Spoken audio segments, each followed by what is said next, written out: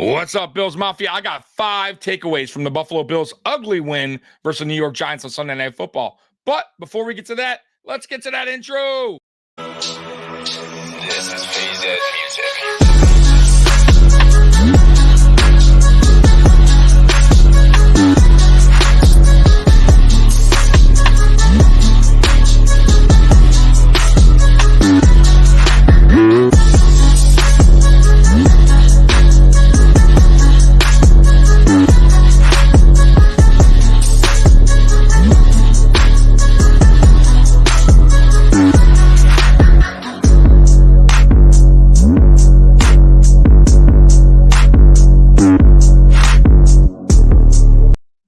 Welcome to the Mafia Sports Report. I am Tommy. Please like, subscribe, hit that notification bell because I always forget to tell you.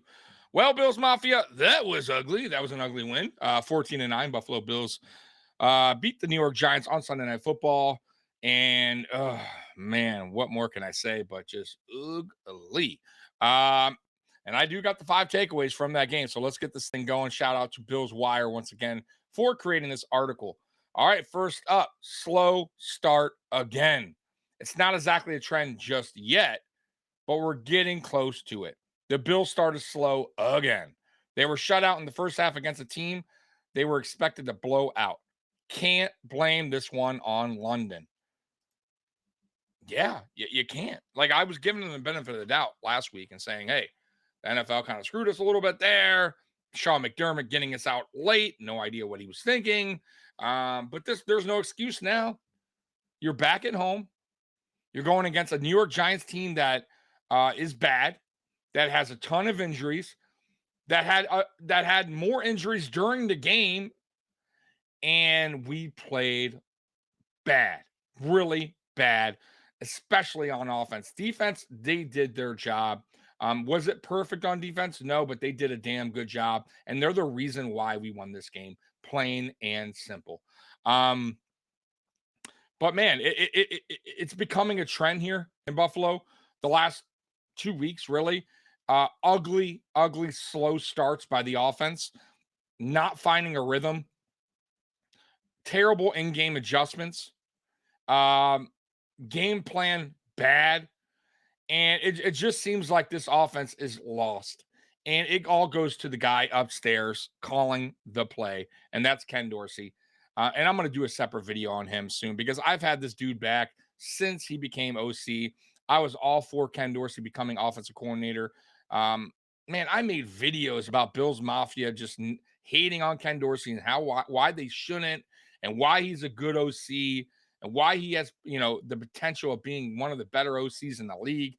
And man, it's making me look bad because Ken Dorsey is just proving over and over again that he's just not capable of being an offensive coordinator in this league or really of this team. Like, just knowing his personnel on this team and the player strengths is really concerning to me. All right, next up, because I could be here all day talking about Ken Dorsey.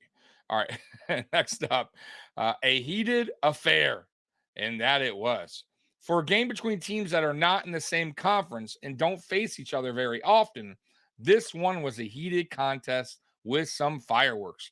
From early on, there was some pushing and shoving. It boiled over in the second half when some shoving turned into fighting.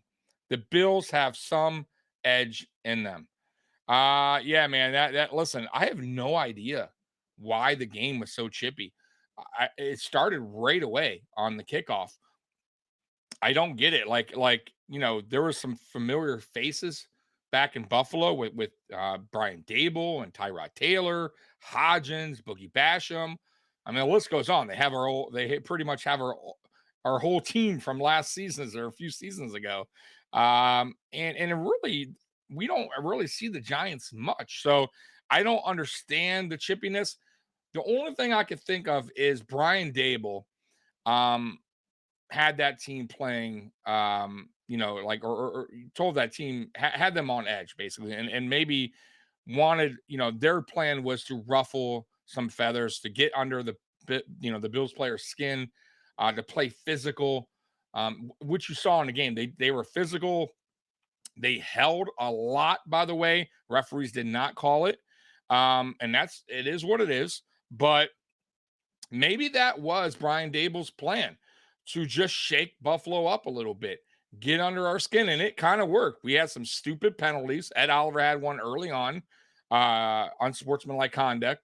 And that gave him the first down. That almost, gave him a touchdown, really, and extended that drive, in that area. And luckily we stopped them again. They had the field goal, but stuff like that is unacceptable. We need to play smarter than that. But yeah, I didn't understand that. And then in the second half, when we were driving near the end zone, the whole thing with Deion Dawkins and their player, I think it was Lawrence. I think Lawrence poked him in the eye, and then there was some kicking, and then I think Dawkins tried to bend his ankle, and then Spencer Brown got pushed, and Josh Allen came and pushed a linebacker. Like it was getting a little wild out there. Multiple penalties on multiple players. It seemed to take forever to get the game going. But yeah, that game was weird, man. As far as just players just on edge, man. And like I said, maybe Dable just fired his team up and told them to play physical, get under our skin, and throw us off. And it's possible it worked. All right, next up, a more balanced offense. After a 25-20 loss to the Jaguars involved 44 passing plays and only 10 handoffs to running backs last week, it was a much more even attack. After failing to put up points early, the Bills started to lean on James Cook. He had 71 rushing yards to spark Buffalo's offense on 14 carries. Then most of the same. Stephon Diggs went off. His 10 catches were good for an even 100 yards. In addition, even though he did not score, it was clear that Deontay Hardy got into the end zone because the Giants were worried about Diggs. He was the perfect distraction because of his production. I agree, once again, but that's what I'm talking about. Like, finally, like Dorsey with a little creativity and, understanding that it doesn't always need to go Diggs' way. And you have playmakers on this team that are more than capable of providing something for the offense. And that was a good kudos to Ken Dorsey. That was a great play call. We need more of that. Right?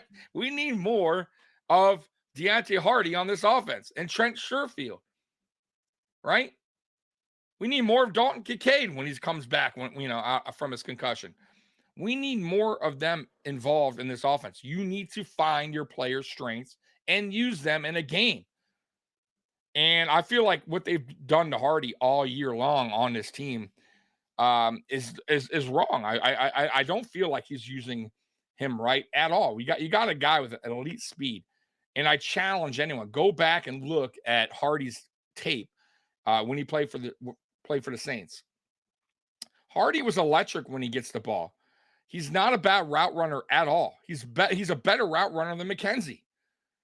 So how the hell did we use McKenzie right, who's not as good as a receiver as Hardy, and we used him right? McKenzie will never see that again, probably through his career, what he did here in Buffalo. And I'm not saying McKenzie was wow here, like he was unbelievable, but he did okay. He had some moments. He had some big games. And we used him correctly. We used his speed correctly. Jet sweeps, pop passes, slants, deep balls sometimes from here and there. Why aren't we doing the same for Hardy, who's faster than McKenzie, who's a better route runner than McKenzie, has better hands than McKenzie? Yet we do not use his ability. We just keep doing the same thing. He's very limited snap count, the same passes like wide receiver screen passes that don't work, by the way. Defenses sniff that out. That falls on Ken Dorsey. Right back on Ken Dorsey. All right, next up. Holes pop up on defense. While the Giants were held to just 9 points, it did feel like there were some holes to be found in the Bills' defense. Like a week ago, cornerback Kyer Elam was beaten a time or two. Then New York's running game did fare pretty well. In his return, running back Saquon Barkley had 93 yards, and as a team, the Giants had 126 total. That's not the largest sum. But considering New York was starting Tyrod Taylor, everyone knew they were going to run, and they had some success. Um, uh, Listen, I think the Bills defense, for the most part, did a good job against the Giants. You know, Saquon Barkley in that running offense, they're running against their running backs. I thought the first half they did excellent. I thought the second half, it was okay. I thought the Giants started, they found a play that worked for them. They ran it multiple times in a row. The Bills seemed to not, have an answer for it. And finally, McDermott figured it out and went ahead and stopped that play. Um, and then the Giants eventually quit doing that play. But it seemed like it was huge chunk runs by Saquon Barkley. It was 20, I think 30 yards, another 20 yard. Like it was just unacceptable that McDermott couldn't adjust quick enough, and the Giants kept going over and over. Like I said, though, they did eventually adjust, but man, you got to do better than that. And especially knowing this team, the Giants were going to run heavy versus us. But ultimately, I think overall they did a fair job. It wasn't great, but I would say fair to good. So I'm not going to totally kill the Buffalo Bills on that, though. Missing Daquan Jones is big time. I got to say, Puna Ford played pretty good. I thought Tim Settle did not play good. Tim Settle has been a disappointment, guys, since he signed with Buffalo, and I was all for that guy, man. I thought, when he left Washington Commanders, man, everything I heard from that guy and the fan base over in Washington was, man, they're going to miss that guy because Tim Settle had, he had a high ceiling. A lot of people thought Tim Settle, was gonna be something in Washington, but they just had so much depth that they didn't really have a place for him on the team. And I thought he would find his place here, and it just seems like Tim Settle is struggling since he's arrived. So, I don't know what the deal is there. All right, next up, winning ugly. The Bills did not have their best game, but they hung in there and won. Sometimes wins can be messy and ugly. This one was, but a win is a win. I agree. A win is a win. There, no doubt about it, right? Pretty or ugly. All that matters is a W at the end of the day, end of the night, whatever you want to call it. But it's concerning, and that's why we're here, and that's why we talk about it.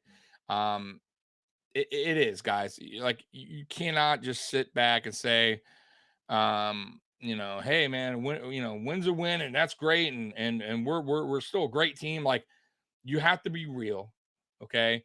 And you got to understand what is going on here with this team. And what's going on is the offense is stuck. And the offense has been stuck. And that's something that has to be addressed, or this team's not going to make it far in the playoffs. Is this a playoff team? Sure. I do believe that. I still think this is a very good regular season team. I still think this team can win the AFC East. Like I said, I still think it's a playoff team, but getting into the playoffs, facing tougher opponents, facing better coordinators is where we fail, where we failed in the past.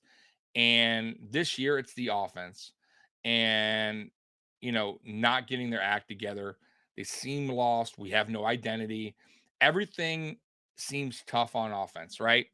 Every drive seems to be a mission. Nothing is coming easy for this Buffalo Bills offense. And that is a problem. And we seem to have no answer right now. We don't know what we want to do. We don't know if we want to run, if we want to pass, if we want to be balanced. Um, you know, we have just no identity, and it's concerning. And you would be lying to yourself if you said that it's not concerning what you've seen this season so far. Go back to week one. I get it. The Jets are a very good defense, very good. I think they're probably the best defense I've seen this season. But still no excuse how the Buffalo Bills played on offense and had no in-game adjustments no counter to the Jets defense at all.